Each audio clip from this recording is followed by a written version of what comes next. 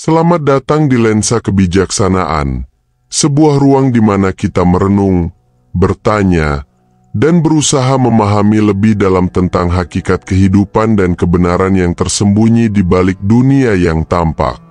Dalam perjalanan kita di dunia filsafat, kita akan menapaki jejak-jejak besar para pemikir yang telah mengubah cara kita melihat dunia ini, mulai dari pertanyaan pertama tentang asal-usul segala sesuatu hingga perenungan tentang arti kata dan makna dalam hidup. Hari ini, kita akan memulai perjalanan yang panjang, namun penuh cahaya, dari Thales hingga Derrida, dua dunia yang berbeda, namun sama-sama mengundang kita untuk merenungkan siapa kita dan apa yang kita cari. Filsafat, pada dasarnya, adalah sebuah pencarian. Sebuah pencarian yang tidak pernah benar-benar selesai. Namun setiap langkahnya membawa kita lebih dekat pada pemahaman yang lebih mendalam tentang dunia ini. Di dalamnya, kita bukan hanya belajar tentang pemikiran orang lain, tetapi juga tentang diri kita sendiri. Karena setiap ide besar yang kita hadapi, pada akhirnya, adalah sebuah cermin yang memantulkan ke dalam batin kita, menantang kita untuk merenung lebih dalam dan hidup dengan lebih sadar. Dari masa Yunani kuno hingga pemikiran postmodern, kita akan melintasi beragam pemikiran yang telah membentuk dunia intelektual kita. Kita akan menatap jauh ke dalam jiwa-jiwa besar yang telah memikirkan kehidupan ini dengan cara yang sangat berbeda. Namun, dalam setiap pemikiran itu, selalu ada satu benang merah. Pencarian akan kebenaran dan pemahaman yang lebih dalam tentang kehidupan. Kini, mari kita mulai perjalanan kita. Siapkan diri Anda untuk berlayar melalui waktu dan pemikiran, untuk menyelami lebih dalam apa yang telah ditemukan oleh para filsuf besar dalam pencarian mereka. Dari Thales yang pertama kali menatap langit, hingga Derrida yang mengguncang dunia pemikiran modern, kita akan menyaksikan bagaimana tiap pemikiran menciptakan gelombang dalam lautan pengetahuan. Dan siapa tahu, mungkin perjalanan ini akan membimbing kita pada sebuah pencerahan yang lebih besar.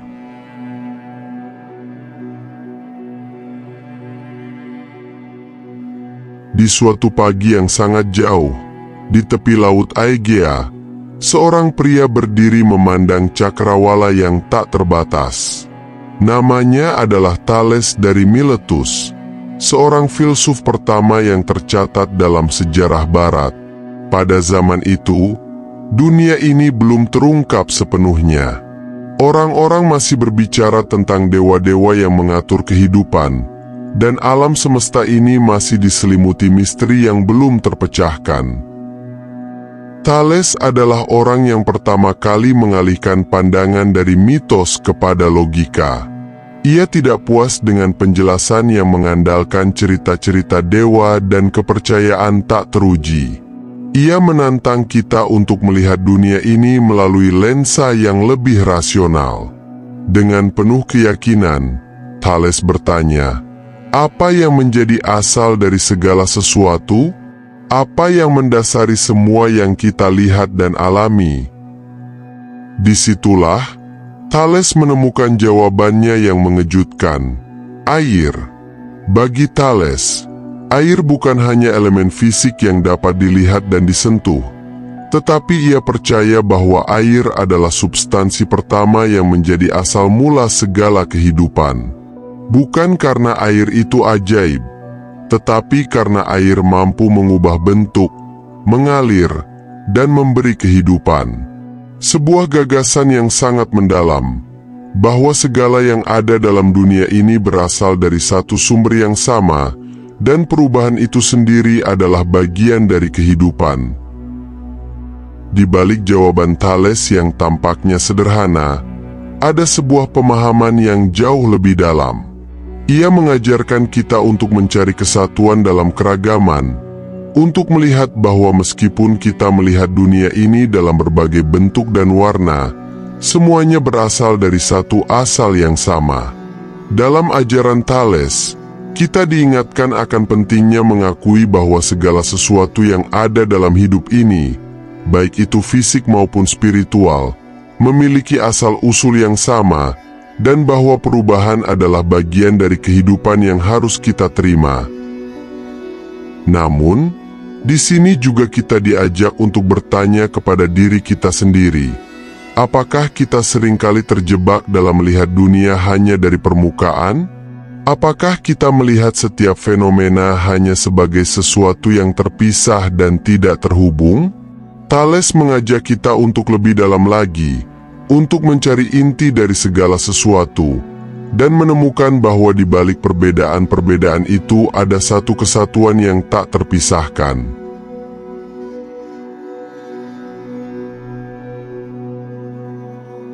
Sokrates adalah nama yang tak bisa lepas dari sejarah filsafat.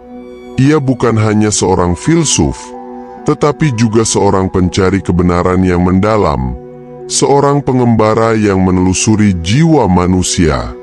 Dalam dunia yang terombang-ambing antara tradisi dan kebudayaan yang masih muda, Sokrates muncul seperti angin segar yang menyentuh hati mereka yang mendengarnya. Tetapi, ia bukanlah seorang yang datang dengan kebenaran yang sudah terucapkan.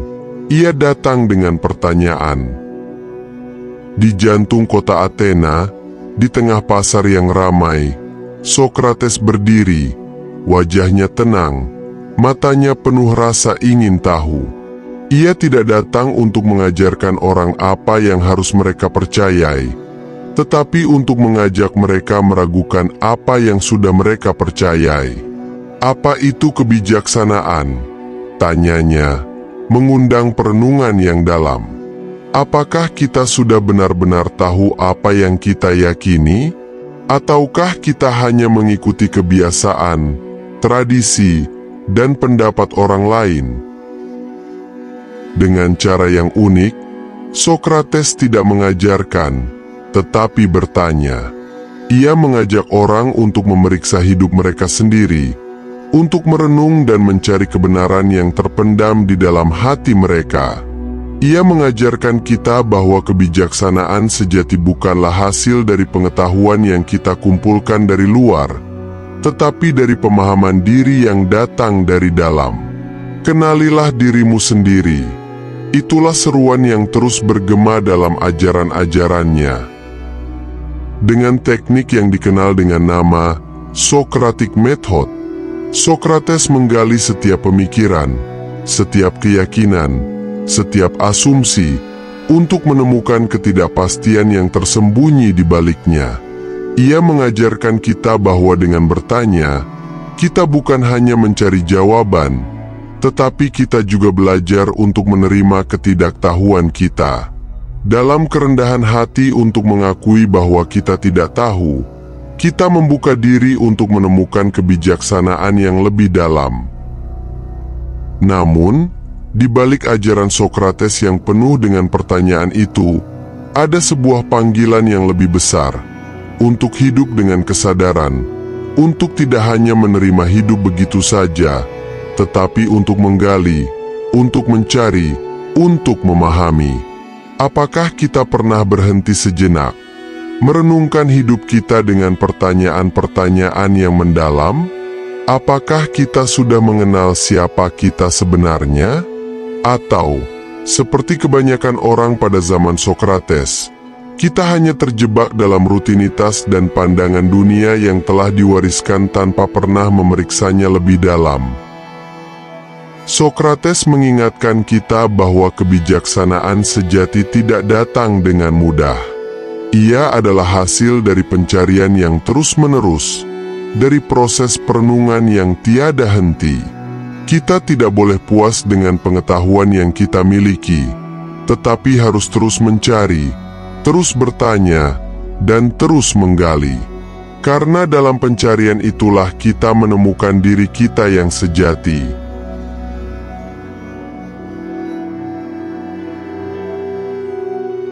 Setelah Sokrates, ada satu nama yang tak bisa dipisahkan, Plato, murid setia yang membawa ajaran gurunya ke dalam dimensi yang lebih luas dan lebih dalam. Jika Sokrates adalah pencari kebenaran dalam percakapan sehari-hari, maka Plato adalah seorang pemikir yang membangun sistem filsafat yang abadi. Di dunia yang penuh dengan ketidakpastian dan perubahan, Plato menciptakan sebuah dunia yang berbeda, dunia yang tak tergoyahkan oleh waktu. Dalam karya-karyanya yang besar, seperti Republik dan Dialog, Plato menggambarkan visi tentang dunia yang melampaui dunia fisik yang kita kenal.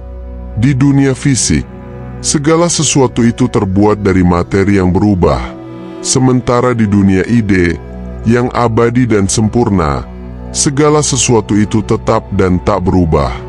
Bagi Plato, dunia ini hanyalah bayangan atau tiruan dari dunia ide yang lebih tinggi, dunia yang hanya bisa dipahami oleh pikiran yang terlatih dan terdidik.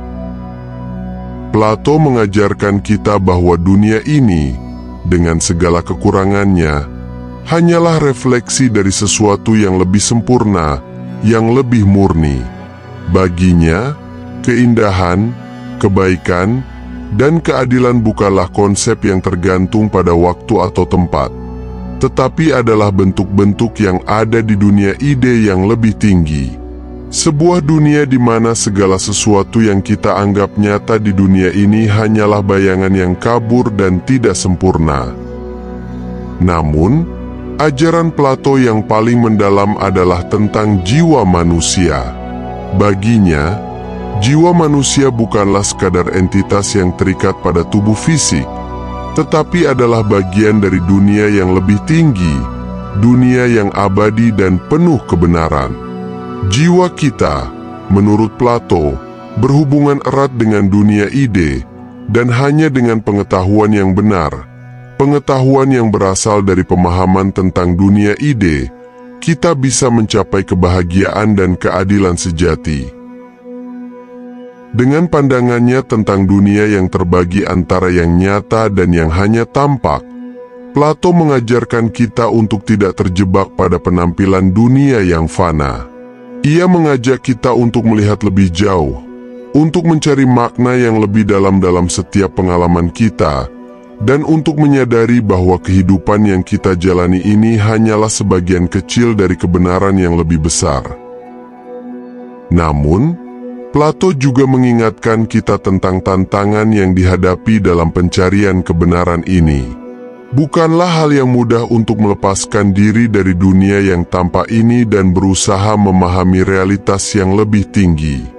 Butuh latihan, butuh pemahaman yang mendalam, dan yang lebih penting, butuh keberanian untuk melihat dunia dengan mata yang baru, untuk tidak puas dengan apa yang tampak, dan untuk berusaha memahami apa yang tersembunyi di balik segala sesuatu.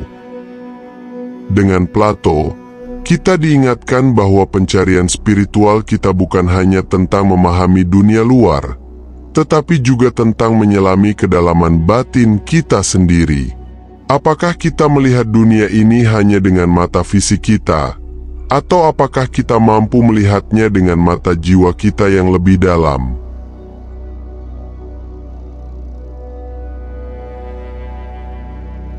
Setelah Sokrates dan Plato, datanglah Aristoteles, seorang filsuf yang memiliki cara pandang yang sangat berbeda. Sementara Plato mengajarkan bahwa dunia material hanyalah bayangan dari dunia ide yang lebih tinggi, Aristoteles, murid Plato yang kemudian menemukan jalan filsafatnya sendiri, menegaskan bahwa dunia nyata, dunia yang kita rasakan dan alami, memiliki nilai dan kebenarannya sendiri.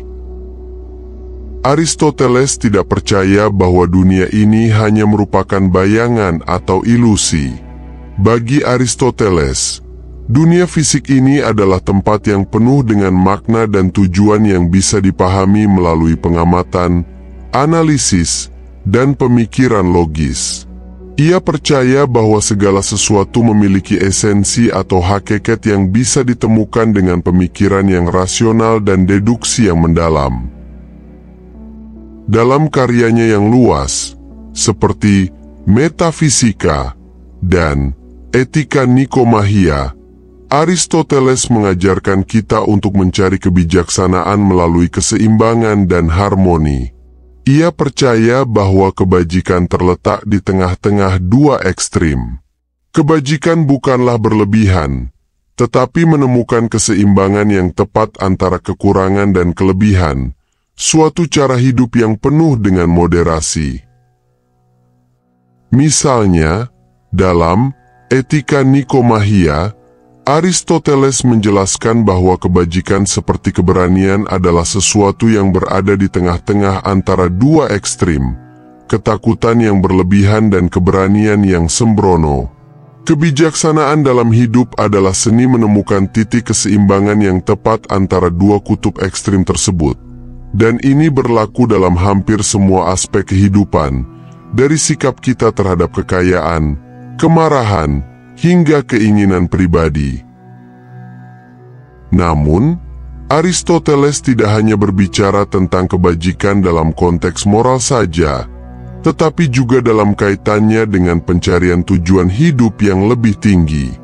Bagi Aristoteles, setiap makhluk hidup memiliki tujuan atau telos tertentu yang harus tercapai.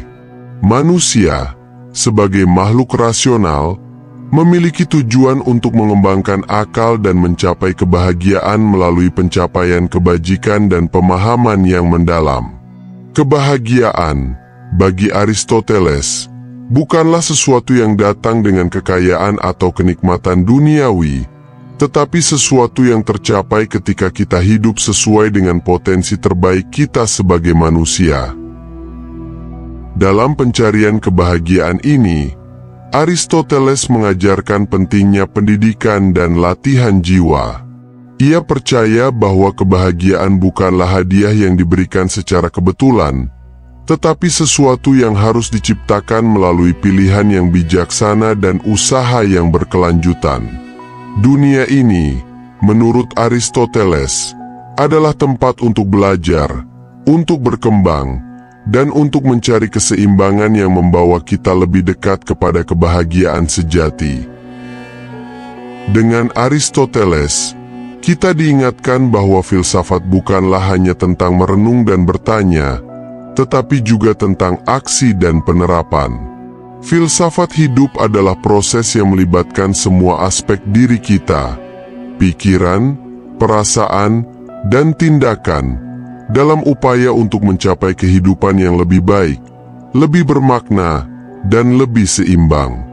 Aristoteles mengajak kita untuk melihat dunia ini sebagai tempat untuk bertumbuh, untuk menemukan jalan menuju kebahagiaan, bukan melalui penghindaran atau penyangkalan dunia, tetapi dengan menerima dan menjalani dunia ini dengan kebijaksanaan.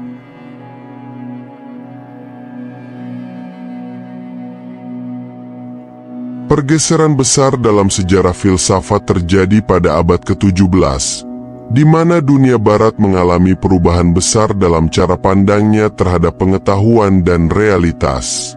Salah satu pemikir yang mengawali revolusi ini adalah René Descartes, seorang filsuf asal Prancis yang diakui sebagai bapak filsafat modern. Descartes melangkah dengan berani menuju keraguan yang mendalam, dengan keyakinan bahwa hanya melalui keraguan yang total kita bisa menemukan kepastian yang sejati. Pada masa ini, dunia sedang bergulat dengan transformasi besar, dari pandangan dunia yang didominasi oleh agama dan dogma, menuju zaman ilmiah dan rasional. Descartes, yang hidup dalam ketegangan antara tradisi abad pertengahan dan revolusi ilmiah, merasa bahwa untuk menemukan kebenaran yang tak tergoyahkan, kita harus memulai dengan meragukan segala sesuatu yang kita ketahui. Apa yang kita anggap sebagai fakta, pengalaman, dan pengetahuan, semua itu, menurut Descartes, harus diuji dengan keraguan yang radikal. Cogito, ergo sum. Saya berpikir, maka saya ada. Dalam ungkapan ini, Descartes menemukan pijakan pertama yang kokoh dalam pencarian kebenaran. Segala sesuatu bisa diragukan, Bahkan dunia fisik ini bisa saja merupakan ilusi, tetapi satu hal yang tidak bisa diragukan adalah kenyataan bahwa kita meragukan. Dalam keraguan, kita mengetahui bahwa kita ada, karena untuk meragukan, kita harus berpikir. Dan dari pemikiran inilah Descartes menemukan dasar dari semua pengetahuan yang sejati. Namun, meskipun Descartes memulai perjalanan filsafatnya dengan keraguan yang mendalam, ia tidak berhenti di situ.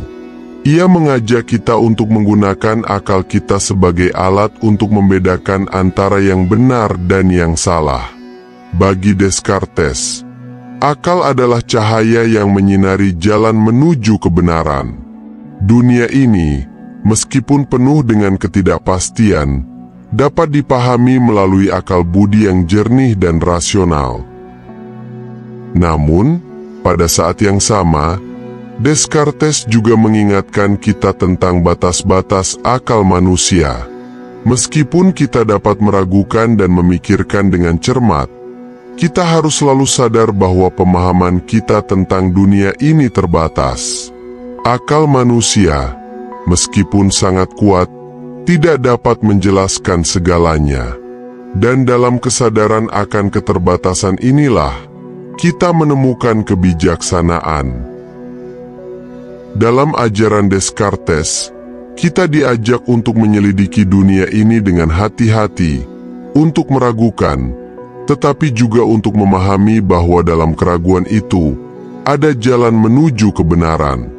Descartes mengajarkan kita untuk berpikir secara kritis dan menggunakan akal kita sebagai alat yang kuat untuk mencari pengetahuan, tetapi pada saat yang sama, untuk tidak terjebak dalam keterbatasannya.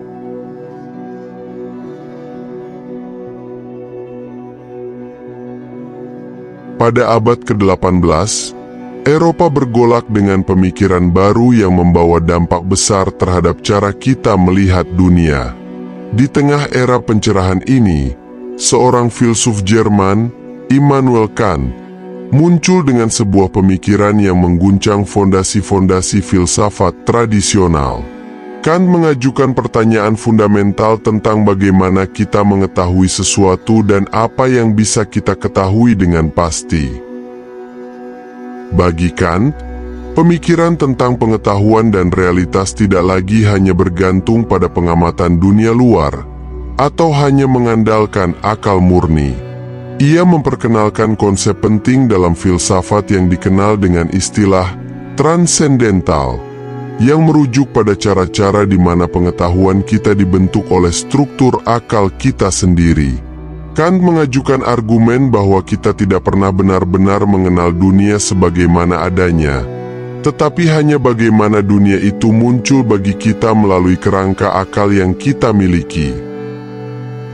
Dalam karya monumental, Kritik atas Akal Murni, Kant membahas bagaimana manusia tidak bisa hanya mengandalkan indera untuk memahami dunia. Kita selalu melihat dunia melalui lensa kategori-kategori pikiran kita sendiri, seperti ruang, waktu, dan kausalitas. Dengan kata lain, meskipun kita memiliki akses terhadap dunia melalui pengalaman, pengalaman tersebut sudah disaring dan diproses oleh struktur akal kita yang terbatas. Sebagai contoh, kita tidak pernah benar-benar bisa mengetahui apa itu dunia yang sesungguhnya, karena pengetahuan kita terbatas pada cara-cara kita memahaminya. Dunia itu sendiri, menurut Kant, tetap berada di luar jangkauan kita. Ia menyebutnya sebagai noumena, yaitu segala sesuatu yang ada di luar batas pengalaman manusia.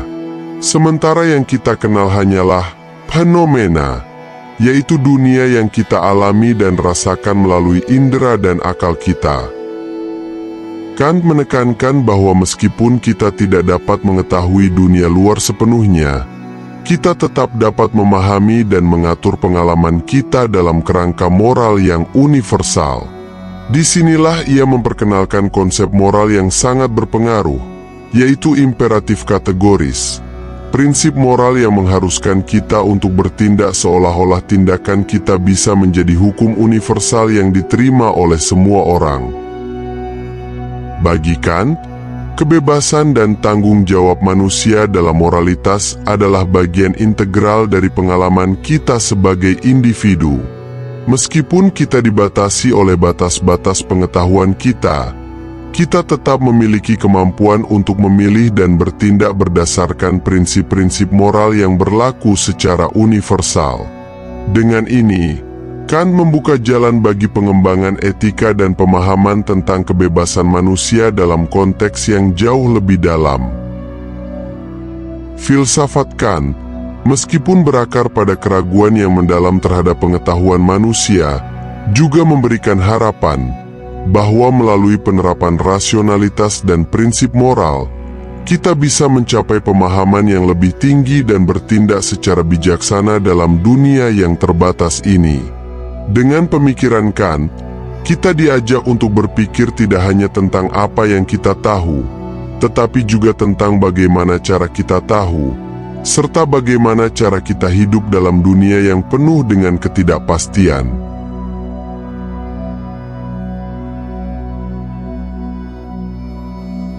Friedrich Nietzsche adalah seorang filsuf yang lebih mendalam menggali ke dalam inti dari eksistensi manusia. Dengan kritik tajam terhadap moralitas konvensional, agama, dan nilai-nilai tradisional, Nietzsche menantang kita untuk berpikir lebih jauh tentang makna hidup dan bagaimana kita dapat menciptakan nilai-nilai kita sendiri dalam dunia yang serba berubah. Pada masa Nietzsche, dunia sedang dilanda pergeseran besar. Revolusi ilmiah dan kemajuan teknologi telah mengguncang pemahaman kita tentang alam semesta dan posisi manusia di dalamnya. Lebih jauh lagi, pencarian spiritualitas dan makna hidup mulai dipertanyakan, terutama dengan kemerosotan otoritas agama yang sebelumnya menjadi pedoman moralitas. Nietzsche melihat dengan cermat bagaimana dunia barat telah dibentuk oleh konsep-konsep moral yang berasal dari agama dan tradisi. Ia mengajukan kritik yang berani terhadap moralitas Kristen, yang dianggapnya menekan kekuatan alami manusia dan mereduksi potensi kehidupan menjadi sesuatu yang lemah dan penuh penyangkalan.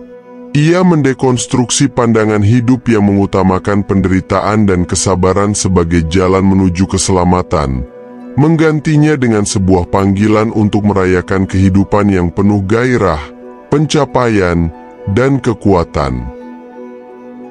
Dalam karya monumentalnya, seperti Demikian Sabda Zarathustra, Nietzsche memperkenalkan konsep tentang Übermensch, manusia yang lebih tinggi, seseorang yang mampu menciptakan nilai-nilai baru dan hidup tanpa tunduk pada norma-norma moral yang ada.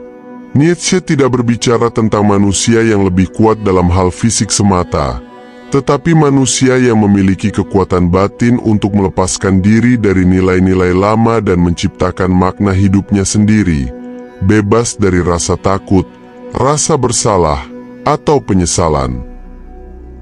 Nietzsche menggambarkan kehendak untuk berkuasa, Wille zur Macht, sebagai inti dari eksistensi manusia.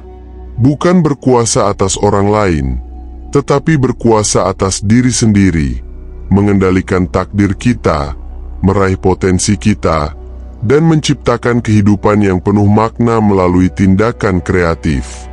Dengan ini, Nietzsche mengajak kita untuk tidak hanya menerima dunia ini, tetapi untuk mengubahnya, dan bahkan mengubah diri kita sendiri dalam proses tersebut.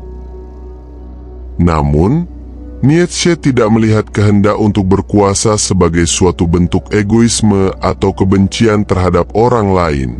Sebaliknya, ia menggambarkan kehendak untuk berkuasa sebagai dorongan untuk mencapai potensi tertinggi kita, untuk menciptakan kehidupan yang lebih penuh, lebih kaya, dan lebih autentik.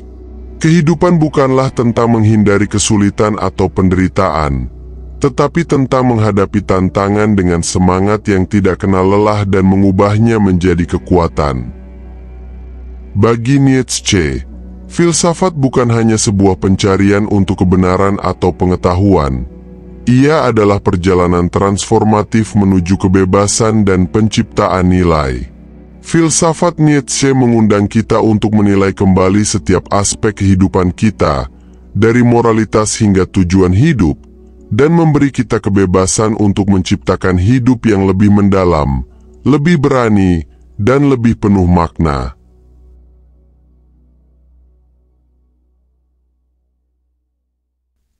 Di tengah gelombang kekacauan dan kehancuran setelah Perang Dunia Kedua, seorang filsuf Perancis, Jean-Paul Sartre, muncul dengan sebuah pandangan yang mengguncang dunia filsafat dan membangkitkan pemikiran baru yang dikenal dengan nama eksistensialisme.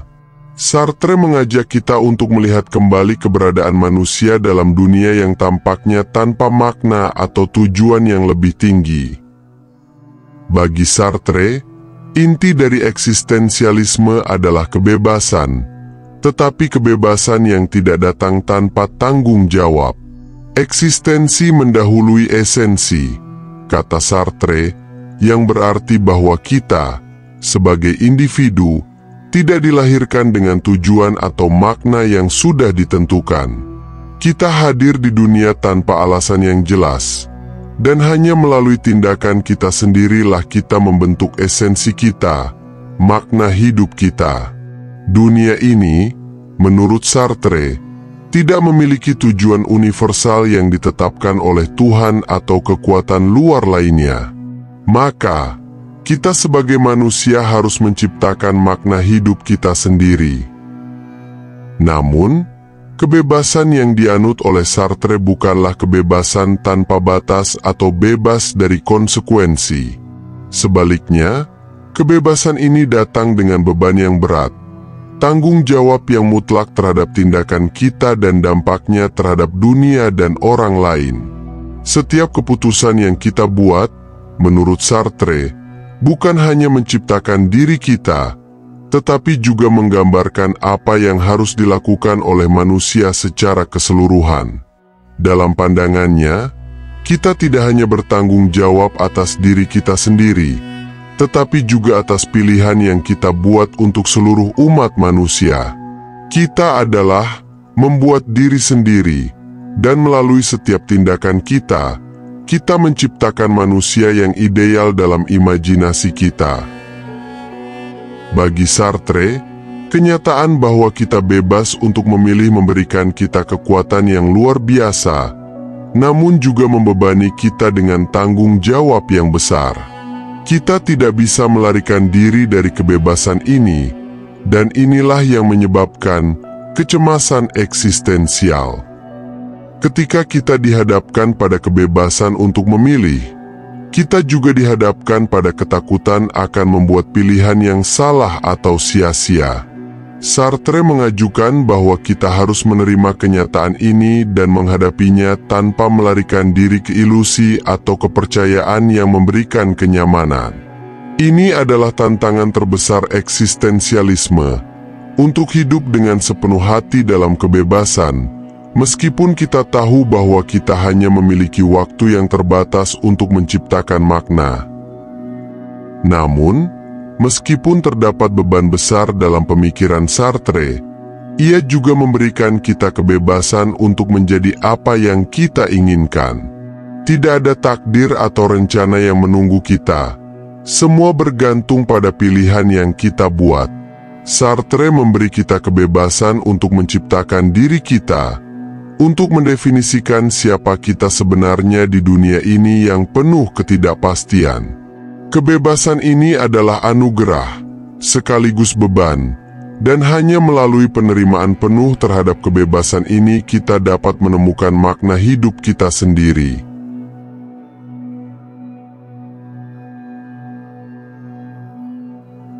Dalam aliran filsafat abad ke-20 yang lebih abstrak dan kompleks, Jacques Derrida mengemukakan pandangan yang revolusioner tentang bagaimana kita memahami teks, bahasa, dan makna.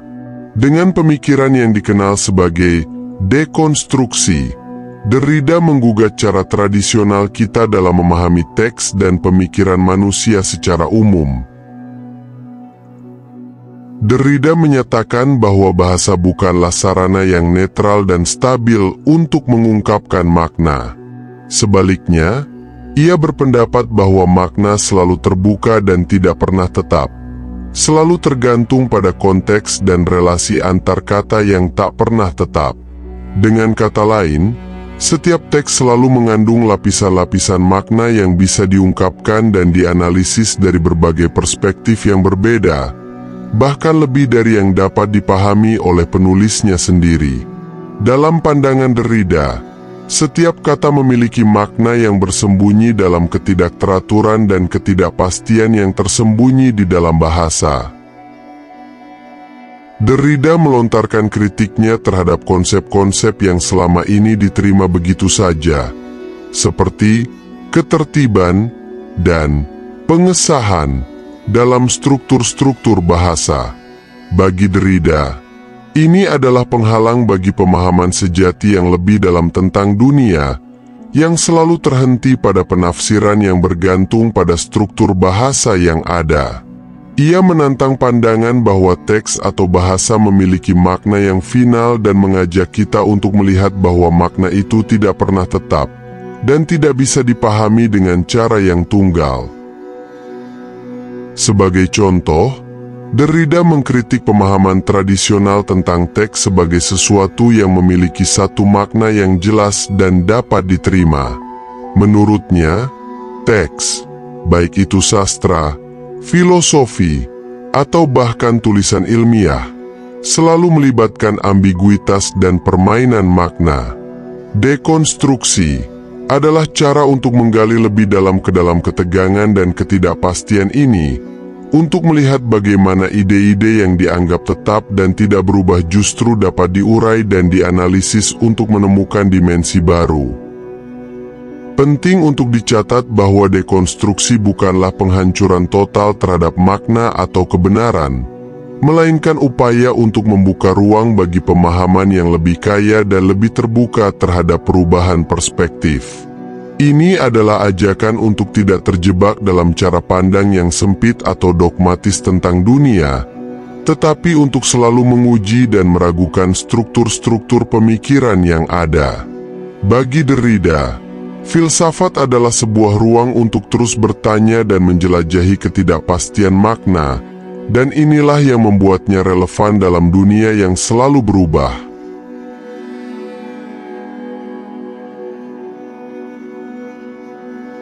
Perjalanan kita dalam menelusuri tokoh-tokoh utama dalam sejarah filsafat, dari Thales hingga Derrida, adalah sebuah perjalanan yang tak hanya membawa kita melalui beragam pandangan tentang dunia dan eksistensi, tetapi juga mengajak kita untuk terus merenung, bertanya, dan mencari makna yang lebih dalam hidup kita. Filsafat, dengan segala kompleksitasnya, adalah undangan untuk tidak hanya menerima dunia apa adanya, tetapi untuk menggali dan mempertanyakan setiap lapisan pemikiran yang membentuk pandangan kita. Dalam setiap aliran pemikiran, dari kebijaksanaan yang berasal dari Yunani kuno hingga dekonstruksi postmodern, kita diajak untuk melampaui batas-batas konvensional dalam melihat kehidupan. Mereka semua, dengan cara mereka masing-masing, mengajarkan kita untuk berpikir lebih dalam tentang apa artinya menjadi manusia, bagaimana kita memahami dunia, dan bagaimana kita menciptakan makna dalam kehidupan kita yang singkat ini. Filsafat bukan hanya sebuah kajian tentang teori-teori besar atau tokoh-tokoh besar, tetapi sebuah perjalanan pribadi untuk memahami diri kita, dunia, dan tempat kita di dalamnya. Setiap pertanyaan, setiap pencarian, adalah bagian dari proses yang terus berkembang, seperti sungai yang terus mengalir, menemukan jalan baru, dan membawa kita pada pemahaman yang lebih dalam dan lebih luas tentang kehidupan. Semoga perjalanan ini membuka lensa kebijaksanaan dalam diri kita, mengajak kita untuk tidak hanya bertanya tentang dunia, tetapi juga tentang diri kita sendiri, dan bagaimana kita bisa hidup dengan lebih bijaksana, lebih penuh makna, dan lebih terbuka terhadap keajaiban hidup yang tak terbatas.